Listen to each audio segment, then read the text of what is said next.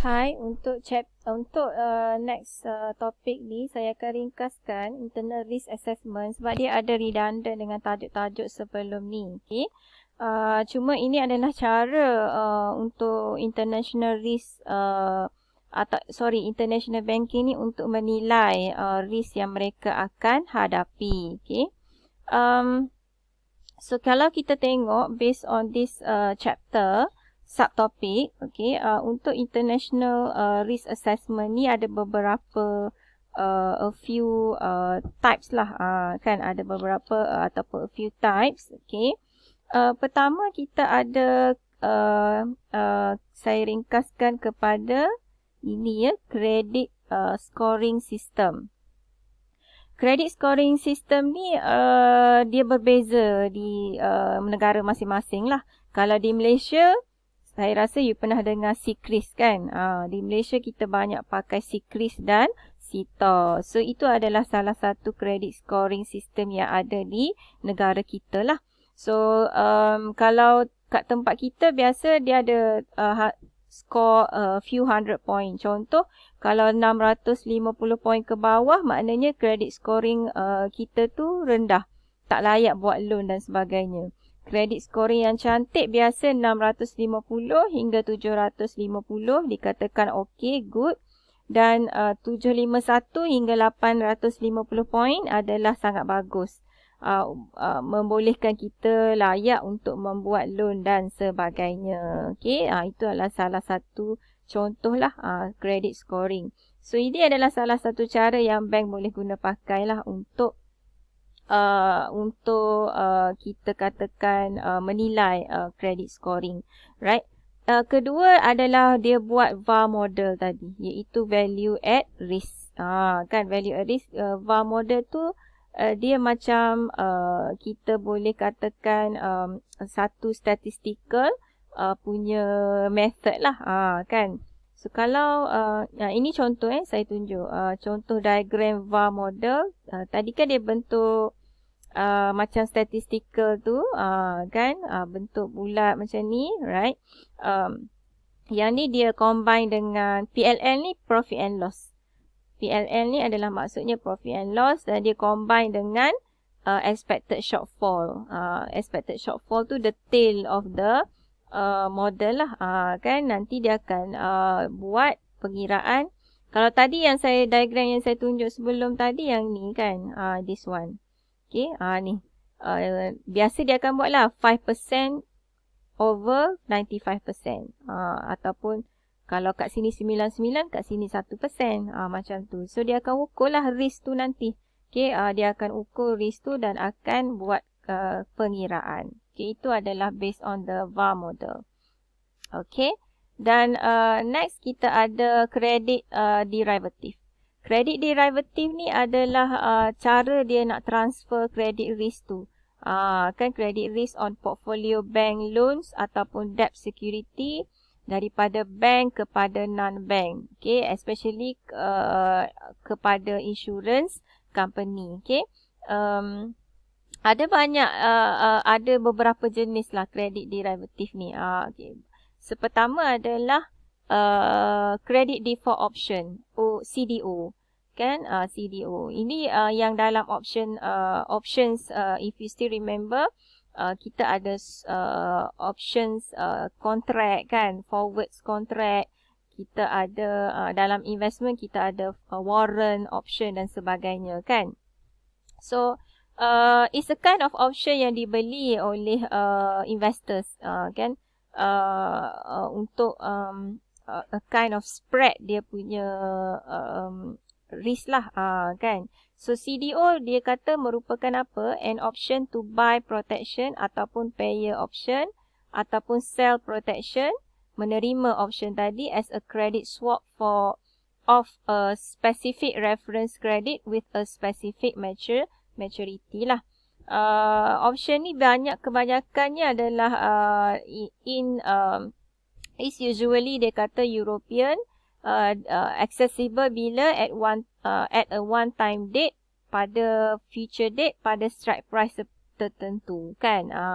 So itu yang dikatakan sebagai CDO. Kalau you ingat in investment option ni dia ada dua keadaan kan. Satu option put option. Okay, satu lagi call option kan. So CDO ni dia macam put option lah, senang cerita. Okay, option to sell kan. So a kind of you jual option tu, okay, option tu kepada sesiapa yang nak membelinya. Right? Okay, so orang yang membeli tu kita katakan akan membayar option tersebut dengan lebihan lah, ada premium lah, ada premium kat situ. Okay, so kita katakan dia mempunyai a kind of protection lah kepada yang asal yang membeli option tu. So benda ni dijual beli dalam masa yang serentak sama tapi menggunakan strike price yang berbeza. Macam tu. So it's a kind of you buy a put option lah. Kan? So kita beli put option untuk jual sesuatu aset tu atau sesuatu instrument, financial instrument tu. Kita jual kepada investor lain yang berminat nak beli. So itulah yang kita panggil credit default option. Sama juga keadaannya dengan credit default swap. Okay, credit default swap ni, CDS ni, okay, sama keadaannya di sini yang mana dia merupakan financial swap agreement antara seller of CDS, siapa yang beli CDS tu, dan will compensate the buyer lah, ataupun usually buyer ni adalah creditor of the reference loan lah. Sebab dalam satu keadaan yang membuat pinjaman ni, yang meminjam ni, borrower ni, dia mungkin boleh menghadapi masalah untuk bayar balik loan tersebut kan. So in case of credit default swap, dia merupakan derivative sebenarnya, macam insurans polisi macam tu. Okay, macam sejenis derivative, maknanya behind tu, contoh there's one people ni dia beli aset secara kita katakan pinjaman lah. Okay, beli aset rumah ke property ke secara pinjaman dan dia membayar. Okay, dia sedang membayar this kind of loan kepada bank kan. So bank dalam masa yang sama boleh buat swap agreement terhadap loan ni. Dia boleh cari investor yang berminat. Okay, you nak tak this kind of contract default swap ni? Okay, so in case yang tadi gagal bayar, yang ni boleh offer ataupun boleh bayar balik lah based on the contract yang asal tadi kan.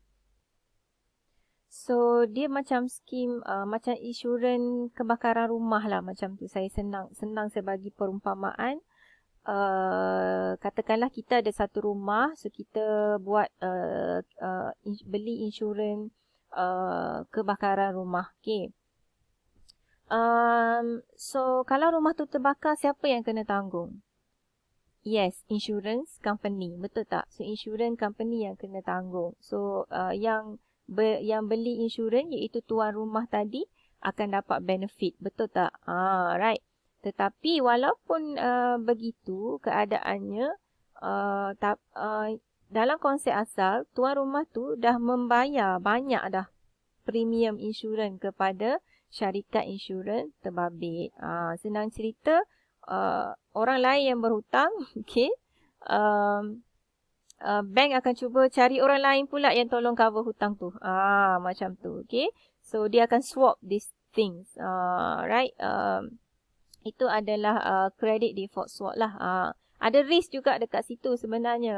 Walaupun nampak macam settle problem bahawa original loan borrower tadi tak mampu bayar, boleh disettlekan dengan melalui credit swap ni kan, credit default swap. Tetapi sebenarnya still ada risk dekat situ. Okay. So the next adalah about credit forward agreement.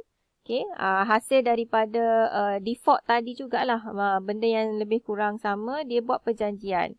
Okay, buat perjanjian untuk mengelak daripada kegagalan borrower itu untuk membayar pinjaman. So, dia boleh buat credit forward agreement. Okay, selepas borrower tu dia dah tentukan lah kadar borrower tu bayar dan sebagainya. Okay, cuba nak mengelak daripada risiko borrower tu gagal membayar pinjaman tersebut. Dan selain daripada CFA, kita juga ada credit securitization.